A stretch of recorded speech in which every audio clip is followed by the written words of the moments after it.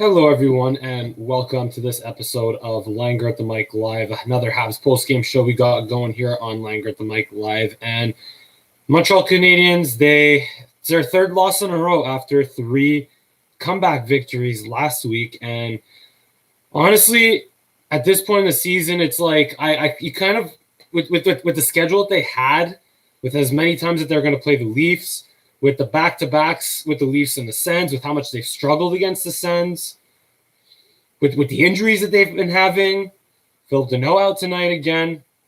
It's tough. It's really tough for the Habs. And but what makes it worse is I feel like tonight was a game that they should have won. Tonight was really a game that they could have and should have won. They were up 3-2 against the Toronto Maple Leafs they're up 2-0. They lost 3-2 to the Toronto Maple Leafs. They're up 2-0 in the second period. So I mean, Suzuki squeaked one right by Jack Campbell early in the second, but the Leafs, they came roaring right back.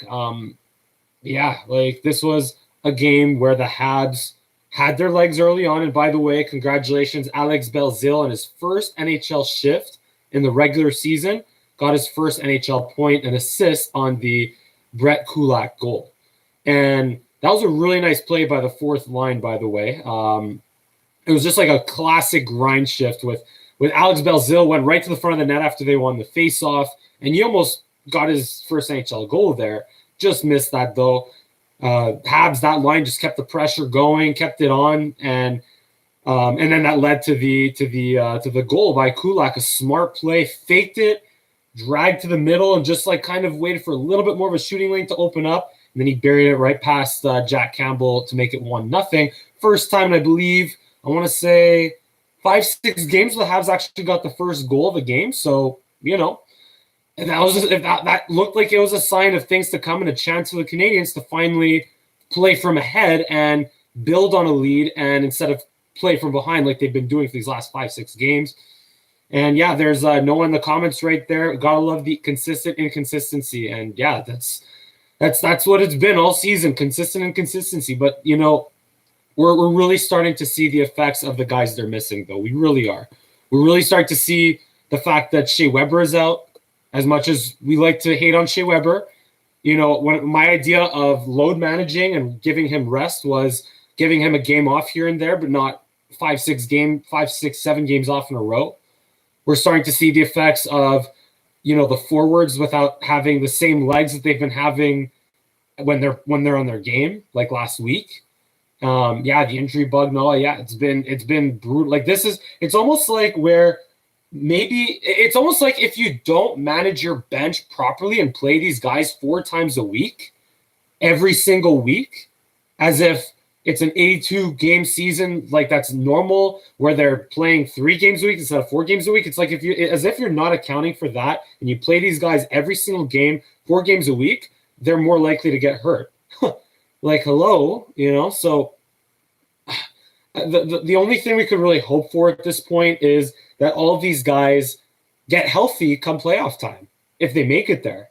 You got the Edmonton Oilers taking on the Vancouver Canucks.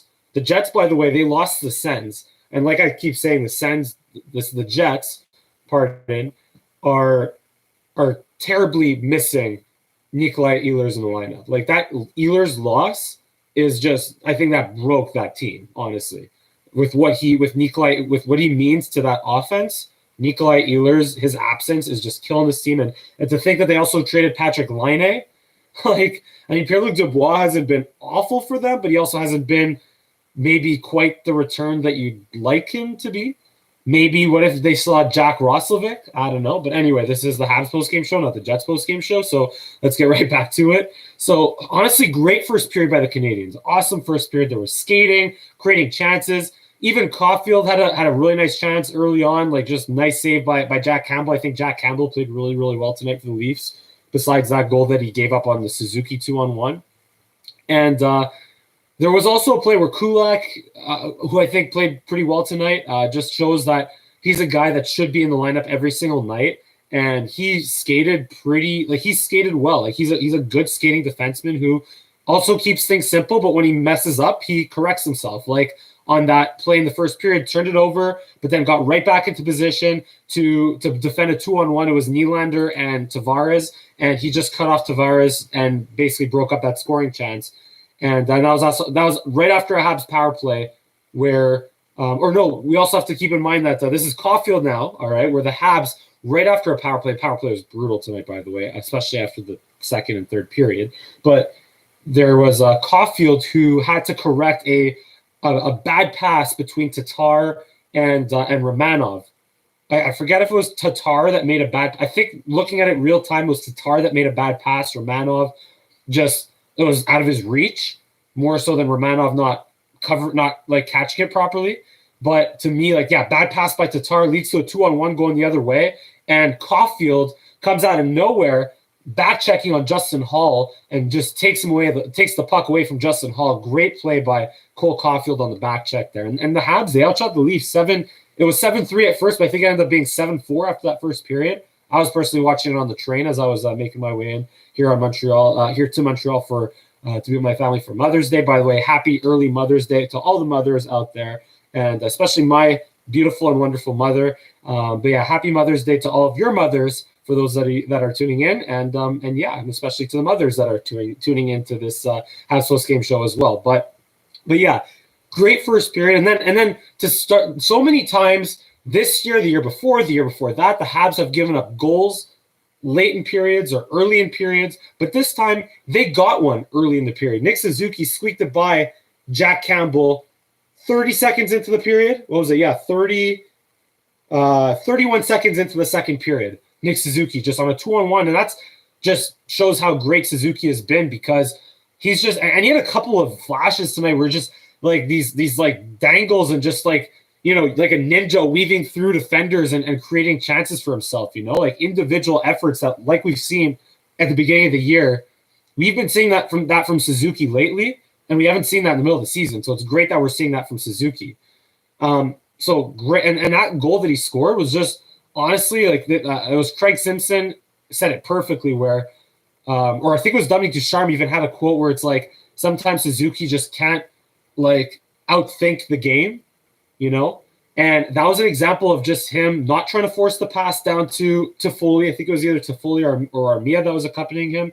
Didn't try to force it, just took what was given to him. Kind of like what Thomas Plekanec used to do, where he would look off the goaltender, look off the defender, but then shoot at the last second. And I think that really surprised Jack Campbell there. So great shot by Suzuki, great goal. Just not the best goal for Campbell to give up. With that being said, that's one that as a goaltender you have to stop. But yeah, Habs 2-0 at this point. Early in the second period, things are going well, but then things stopped going well. Honestly, the Engvall goal doesn't really bother me too much, because that was just kind of like a weird one where Engvall just skated all the way around the zone and just threw one on net and just caught Jake Allen. So here's the thing with goaltenders, that the way they're supposed to play screens, typically the way they're supposed to play screens is by looking to the side of a player, as opposed to standing up above a player like that, because what happens when you're standing up like this is now you expose the 5-hole, right? So, and it's that much more difficult for you to go down to your butterfly. I'll get your comments there, Randy, in a second. And of course, leave a comment in the comment section on your thoughts and your panic level of this game as well. I'll get to you in a second there, Randy. But so as a goaltender, when you're playing a shot through traffic, the way you're supposed to do it is looking off to the side. But Jake Allen at the wrong time looked above the traffic instead of to the side. And that's what exposed the 5-hole. And Pierre Engvall just made the right play and just threw it on net. And it went through all the traffic and through between Jake Allen's legs. We haven't seen, again, not too many goals like that Jake Allen has given up. I mean, we've seen some, I guess, like that later, more recently. But again, all this to say is that one is just kind of a random one that I wouldn't blame too much on Jake Allen. So, and the Habs are still leading at that point. Still 2-1 Habs, keep in mind. But I have a problem with the way they responded after that. I have a problem with the way they responded after that. Now, let's get to the comments real quick. What do you think we're going to do? Look, The good news is they don't have to play the Leafs again. They play Edmonton on Monday. I think they close the season out against Edmonton. They gotta hope for their guys to get back, Randy. Honestly, they gotta get guys back. It's that simple, and they're missing them right now. A little bit more on that in a bit. Roger Delaney, yeah, faceoffs were Suzuki was good at faceoffs tonight, but Stahl brutal. Referring to Roger's comment right there, with 50%, Suzuki led the Habs in faceoffs. Hard to win if that is the highest faceoff percentage, especially against the Leafs, and that's where you're missing Philip Deneau tonight for some of those faceoffs. Deneau has not been as good in the faceoff circle this year compared to years past, but he's still a 50%-ish guy, you know? And look, I'll get to the comments in a second here, but just in the second period here, now this goal by Nylander, this play I had a problem with, because I'll be honest, I didn't go back to watch it, but that was one of a million goals that the Habs have given up this season, where a simple breakout play where the puck should get out of the zone doesn't get out. Like, if that puck gets out, there's no goal. But what happens is, I forget what exactly was involved, because I forgot to rewatch it, and that's on me, because I was trying to come right here after the game. But it was just a rim around the boards that the Leafs kept in, passed D to D, and then shot through traffic, and that's where, it was a nice pass from the point to Tavares, who just like weaved it over to William Nylander. It was a great goal. It was a great finish by the Leafs. Don't get me wrong, but that puck has to get out, and that I have a problem with. And that goal right there is essentially what cost the Habs the game. Not so much the Engvall goal. I mean, you could say the Engvall goal because of how the Habs responded after that. But to me, like, the Engvall goal is a bit of a fluke, whereas this goal was actually preventable. And, like, this is more of a defensive breakdown or a breakout play that should have happened but didn't happen. That's what frustrates me, and that essentially costs the Habs the game, because then, look, with Suzuki having to take that many faceoffs against Austin Matthews, Suzuki, who did well in the faceoff circle tonight, don't get me wrong, Suzuki, as Roger pointed out before, and as I can confirm right over here, just give me a quick second, Suzuki was 12 for 23 on faceoffs, so right around 50%. And that's as good as Suzuki's going to get, but he lost that faceoff against Austin Matthews clean, went right to Marner, who shot it right through traffic, beat Jake Allen, and that was pretty much game over right there. So, and Jake Allen, don't get me wrong, in this game had to make another flurry or another bunch of many huge saves in this one.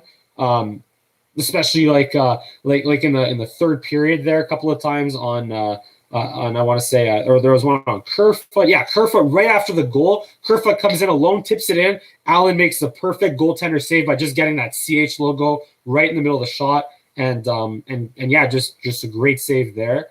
And what really bothered me though about the third period even more is that the Habs got power plays tonight. The Habs had their chances on the power play, they just couldn't get set up. Credit the Leafs for doing a really good job at pressuring the point men and the guys, operating towards, I would say, along the blue line and just like along the half walls. Like, they didn't have a lot of time and space to operate because of the Leafs penalty killers, and they did a good job on the PK, the Leafs did. But you got to find a way to now counter that. You got to adjust to that. Make them pay for their aggression. Create 2-on-1s down low. Create 2-on-1s elsewhere. Make it happen. Make it work. Figure it out. Adjust. And the Leafs seem to just, with each power play the Habs had, and the Habs had, I think, 3 of them tonight. Yeah, 0 for 3 on the power play. The Leafs just suffocated them more and more and more and more, which was a problem. A couple of other things I want to get to before we look back at the comments. As usual, leave a comment in the comment section. I'll get there in a little bit. So the power play is about the wrong time, and Habs just, if the Habs could even get like half their injured guys back, like even just even a Weber, make Romanov play less minutes. I've been clamoring for Romanov to play heavy minutes. Don't get me wrong. I'm not trying to contradict myself here, but now that he's having to do it every single game, we're seeing that he might not quite be there yet. He'll be there soon, but not just yet. And that's where Weber, to eat those minutes, is important, but just not every single game. You got to spot him every now and then, but to play Romanov every single game, that's where you see Weber's absence. And in the forwards perspective, even if you get like a Deneau back to take those faceoffs, or a Gallagher who is hoping I'm hoping he'll return soon. I know he's been skating, but hopefully he'll return soon. Even to some extent to Byron for his forechecking and his defensive coverage abilities and his energy that he brings on the ice. He doesn't score a lot of goals, but still just his spot in the lineup over Alex Belzil, who, to his credit, played well early on in this game, but Alex Belzil can't be trusted to shut down Austin Matthews and Mitch Marner. That's where Paul Byron comes in. So, and also you can say maybe should Michael Frolik have played over Alex Belzil? Maybe. I don't hate putting Belzil in. I don't hate it, but I feel like you could have maybe gone with Michael Frolik. And one more thing I want to mention about the lineups is what was it? With Kotkaniemi now playing center, especially in the top six with Danault out. Well, let's see how he did. His ice time was 15 minutes on the night. Suzuki played 18, Eric Staal played 15, and Jake Evans played 13. So at least the good news is Kotkaniemi got a little bit more ice time, and I think Kotkaniemi played pretty well tonight. He had a really nice play, nice little sequence in the first period there where he deked past a couple of guys, and he made a couple of nice passes, and he was just and also in terms of faceoffs, I'm curious as to how he did on the faceoffs. If Suzuki was around 50%, well then that probably means his Kotkaniemi wasn't as good, and he wasn't. He was 3 for 9 in the faceoff circle tonight, and that's where with Danault out, you need a guy like Kotkaniemi to step up, and also Eric Staal. I mean, let's be real. Kotkaniemi isn't the guy that you should expect to step up. It's more Eric Staal, who tonight was 2 for 13. So you need to count on Eric Staal to win you more than 2 out of 13 faceoffs. And Kotkaniemi this year has been good in the faceoff circle, has been much better in the faceoff circle. But just tonight, and with Danault's absence, like you need him to be at that level, but you also need Eric Staal you should trust Eric Staal to win you faceoffs before Kotkaniemi. So anyway, so that's all I have. But you know what? I'm going to do this right now. We have a lot of comments in the comment section. Just fire the comments away. Let's just make this a discussion, interaction. As usual, I appreciate all of you guys tuning in. And be sure to hit the like button and give me a follow on Twitter and Instagram. Let's get right to them. I'm going to scroll back up here. But yeah, just going back to Randy there. I want to stay positive, but I don't see the desperate hockey sense to win. And again, that's just to me fatigue, both physically and mental fatigue, which when you get even if a Gallagher comes back, even a Weber comes back in, even a Byron, like I mentioned, if 1 or 2 of those guys comes back, it can make a huge difference. And if you could spot Alex Belzil, and take him out of the lineup or not have to play for a league, Belzil played only 8 minutes, right? So whereas a Byron or a Gallagher, obviously a Gallagher, but even a Byron would play like 12 or 13 minutes. So that takes, when you have a bottom 6 that you can trust in defensive situations, well, then that takes more pressure off of your top 6 to play. So in that case, you don't have to have Suzuki playing 19 minutes and Toffoli playing 18 minutes and Corey Perry playing 17 minutes and Josh Anderson playing 18 minutes. So yeah, so that would make a huge difference. Just the Habs, they just need to get healthy. And yeah, the 2 points, they need the points to clinch. Don't get me wrong, but they also need to get healthy. And if the 2 go hand in hand, if the Habs to get healthy, they'll get that point or 2 they need to clinch the playoffs. Or I don't think the Flames and Canucks are going to win out this year. So, I'll hold my breath on that. Matt Cowan, does Staal come out of the lineup when people return from injury? So here's my thing with Eric Staal. When it comes to the playoffs, you need experience. And I tweeted this again at Mike Langer. Give me a follow at Mike Langer. Got to just keep promoting the Twitter there. I tweeted this the other day that I made a bold prediction that Eric Staal would be a much better player in the playoffs.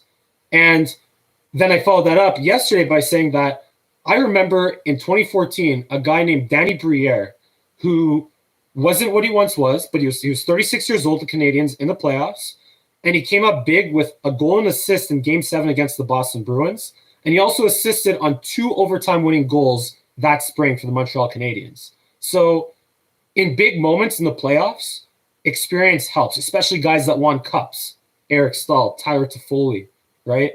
Joel Edmondson, Jake Allen, even though Jake Allen wasn't in net, but experience matters in the playoffs. And that's where, these guys, I'm not saying Staal will be a point per game player, maybe not at the level he was at last year in the bubble where he had I want to say 4 points in 5 games, but I can believe that Eric Staal will be a more effective player and will be just fine in that 4th line center role come playoff time. So I would keep him in the lineup.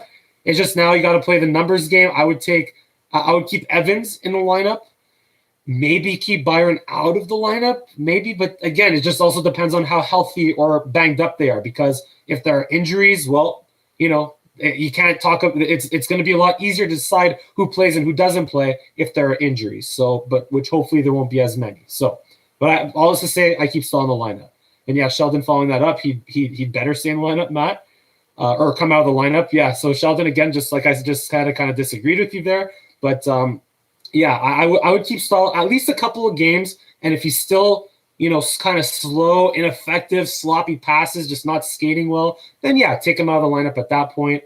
But if Stahl takes it up a notch, keep him on that fourth line center role. We also have to keep in mind the Leafs are missing players. Yeah, they're missing Hyman. They're missing. I want to say Justin Hall's back for them. They have Muzzin. They have Morgan Riley. They have a couple of guys missing, but just also with what Gallagher and Weber and Deneau mean to the Habs. Now you're talking about taking away Matthews and Marner and Morgan Riley out of the lineup for the Leafs, or even a Jake Muzzin out of the lineup for the Leafs. So the Leafs are missing guys, but their top guys are still healthy and producing, and Austin Matthews just scored his 40th goal of the season the other night. So the Habs, their top guys, the biggest difference is that the Habs' top guys are out. Sure, again, Leafs are missing Hyman and Nick Foligno in that top line, sure, but the Habs, like between Weber, between Gallagher, between Deneau, at least they got Tatar back, right? But yeah, just again, health matters. That's the bottom line. Health matters, especially in terms of your top guys. Roger Delaney, you really know your goalies. Good analysis. I'm learning from them. Yeah, man. Hey, appreciate the love, Roger. Just that comes from me being a goalie coach for, what was it, about 15 years? 10 years? Yeah, 10 years. From around 2009, I want to say. Yeah, 2010 until 2021. Yeah. So I've been a goalie coach for about 10 years. So that's, I guess, where that comes from. And a former goalie myself as much. And, of course, there's my lovely mother. Thank you so much for the Mother's Day shout-out and for being here live with us. Yes, I'm under the same roof as my family. Thank God. Too bad about the loss, but not losing hope just yet. I'm not losing hope either, because as long as the Habs could get their guys back that they're missing, and as long as they can survive, and even if they don't win another game, if the Canucks and the Flames would have to win out pretty much to make to catch the Habs, I'm not losing hope either. Roger Delaney, only 6 players have 54 games. Only 5 have more than 10 goals, and 4 have 30-plus points. Suzuki and Petrie have all 3. And yeah, obviously Toffoli has been your guy scoring goals. And that's just kind of where I'm saying, you need your top guys to produce consistently to have that depth scoring be relevant. And at the times where Suzuki wasn't producing as much, like that's where you felt the absences. And also Josh Anderson, by the way, who, God bless him, skates hard, hits everything that moves. Josh Anderson had 4 hits tonight, and he also played a lot, to be fair. But this Josh Anderson getting a lot of scoring opportunities and missing them is getting frustrating and kind of hurting the team. So don't get me wrong, Josh Anderson has been a great addition, and he's extremely, extremely important to this roster and this group of forwards. And he has 17 goals on the year. But for all the chances that he gets, he's got to bury 1 or 2 of them. So, but you'd like to think that he's due eventually, and he's still. The good news with Anderson is, even though he's not scoring, he's still affecting the game. He's still ragdolled Wayne Simmons after the whistle there. So, like Josh Anderson, he's a guy that it would be nice for him to score more goals, and he should with all the chances he's getting. But at least he's affecting the game in other ways, even though he's not scoring. Matt Cowan again, just confirming who's out. Gallagher, Deneau, Weber, Price, Drouin, Byron. A lot of impact players out. And there you go. Exactly. What's the equivalent of that? What's the equivalent of that on the Leafs? Marner, Matthews or Tavares, a Muzzin, Anderson, who's out, so that pretty much is the same. That's pretty much a Drouin, I guess, could count as like a Hyman or what's it called, a Foligno, and a Byron could count as like, I guess, a Mikheyev. So yeah, like the top guys on impact players on the Habs that are out, the Habs, the players that are out are impact players. And Slin XXY. YT. I feel like the Leafs Habs playoffs is going to come down to goaltending. I feel like the Leafs Habs playoff series is going to come down to opportunism and defense, because the Leafs, when they have the Habs on their heels, they score. When the Habs have the Leafs on their heels, they don't score enough. goaltending, Jake Allen, both goaltenders, yeah, they were stellar tonight. And yeah, obviously, if one significantly outplays the other, then that team has a better shot at winning. But to me, the delta between the performance of Jake Allen versus Jack Campbell isn't the same as the delta between the Leafs on offense and the Habs on offense, or even to some extent the Leafs on defense and the Habs at defense. And that's where the Leafs have the advantage by far. So it's going to come down to, can the Habs bury their opportunities? Can the Habs break out of their own zone properly?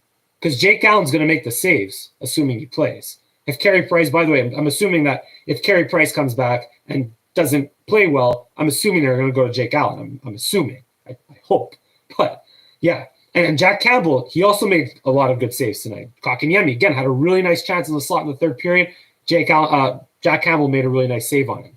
But, yeah, but again, Jake Allen and Jack Campbell, they're going to make saves. But are the Habs going to score enough goals to keep up with Matthews, Marner, Engvall, Nylander, Tavares? Are they? I don't know. And could the Habs break out of their zone or not have too many mistakes break out of their zone that it costs them a game in the series? I don't know. Sorry, Sheldon missed my question. Call this looking too far into the future. Does Bergevin keep his job this offseason? So I'll end the show with this. Here's my take on Marc Bergevin. And that's exactly what Randy's about to say. He kind of stole my words right there. So Bergevin, even to some extent, Kaden Guhle maybe this year, that's changing a little bit. With Poehling, who could pan out, that's changing. Obviously, the early draft days, Galchenyuk, the McCarrons, the Sherbacks, don't even get me started. But that was a huge problem with Marc Bergevin.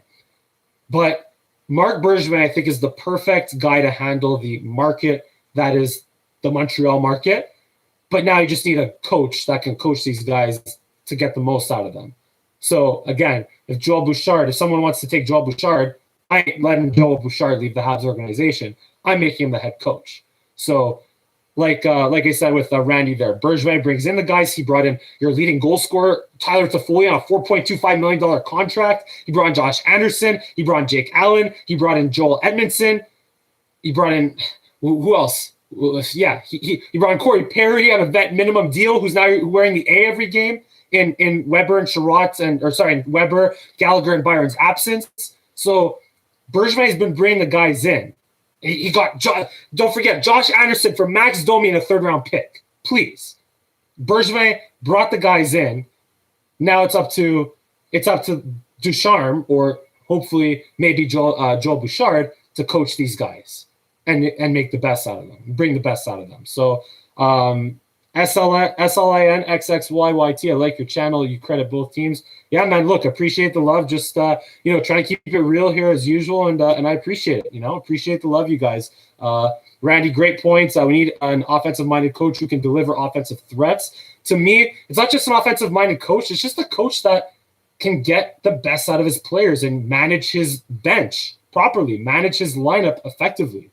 That's what it comes down to, management, right? You got to manage your bench, manage your players, manage your top players, know where guys succeed, know where they don't succeed.